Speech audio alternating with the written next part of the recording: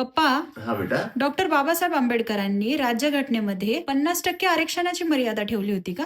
Okay. कसं आहे बेटा, आपल्याकडं इतके अर्धवट ज्ञानी लोक आहेत ना, आणि ते अपप्रचार असा करतात ना, की काही झालं तरी असं राज्यघटनेत लिहिलेलं आहे, असं बाबासाहेबांनी म्हटलेलं आहे, असा खोटा इतिहास सांगण्याचा काही लोक पद्धतशीरपणे प्रयत्न करतात, जो की खोटा असतो. तशीच ही गोष्ट आहे. डॉक्टर बाबासाहेब आंबेडकरांनी राज्यघटनेमध्ये 50% कुठलीही मर्यादा ठेवण्यात आली नाही, किंवा राज्यघटनेमध्ये सुद्धा अशा प्रकारची मर्यादा नाही. तुला थेट बाबासाहेबांचं म्हणणं काय होतं ते सांगतो. 30 नोव्हेंबर 1948चं घटना समितीमधलं हे भाषण आहे. एक 3 गोष्टी बाबासाहेबांनी सांगितल्या. एक, की ऐतिहासिक कारणास्तव समाजामधले जे शैक्षणिक आणि सामाजिक दृष्ट्या वंचित घटक आहेत, मागासवर्गीय लोक आहेत, त्यांना आरक्षण देण्यात यावं, हा पहिला मुद्दा.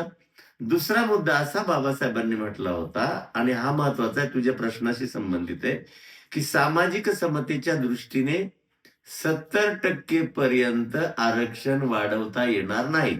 काय म्हटलेले? 70% पर्यंत. 50%चा कुठेही उल्लेख बाबासाहेबांनी केलेला नाही.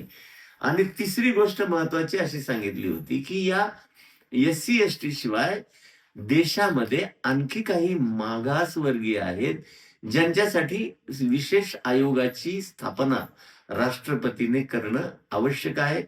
म्हणजे त्यांना आपल्याला सामाजिक न्याय देता येईल. त्यांना सामाजिक समतेमध्ये जे वंचित घटक आहेत समाजातले, एससी एसटी शिवाय, त्यांना समान पातळीवर आणता येईल. यावेळी ही चर्चा चालू असताना टी कृष्णमाचारी नावाचे जे सदस्य होते, त्यांनी विचारलं, की बाबासाहेब, एससी एसटी समजलं, परंतु मागासवर्गीय काय आहे? तेव्हा बाबासाहेब असं म्हणाले होते, की एससी आणि एसटी शिवाय सुद्धा वंचित घटकातले लोक आहेत, ज्यांच्यासाठी आपल्याला आरक्षणाची गरज आहे. त्याच्यामुळे 50%ची मर्यादा वगैरे हा काही विषय ना घटनेमध्ये आहे, ना बाबासाहेबांच्या विषयामध्ये आहे. त्यावेळी पंडित जवाहरलाल नेहरू आणि डॉक्टर बाबासाहेब आंबेडकर यांच्याच काळामध्ये कालेलकर आयोग नेमला गेला, आणि या कालेलकर आयोगाने 1955 मध्ये बेटा क्लास 3 आणि क्लास 4 साठी 62.50% रिझर्वेशनची तरतूद केली, आणि क्लास 2 साठी 55.50% आरक्षणाची तरतूद केली. मग इथं कुठं बाबासाहेबांनी आक्षेप घेतला किंवा नेहरूंनी आक्षेप घेतला? तर बेटा, ही गोष्ट खोटी आहे. लक्षात आलं तुझ्या?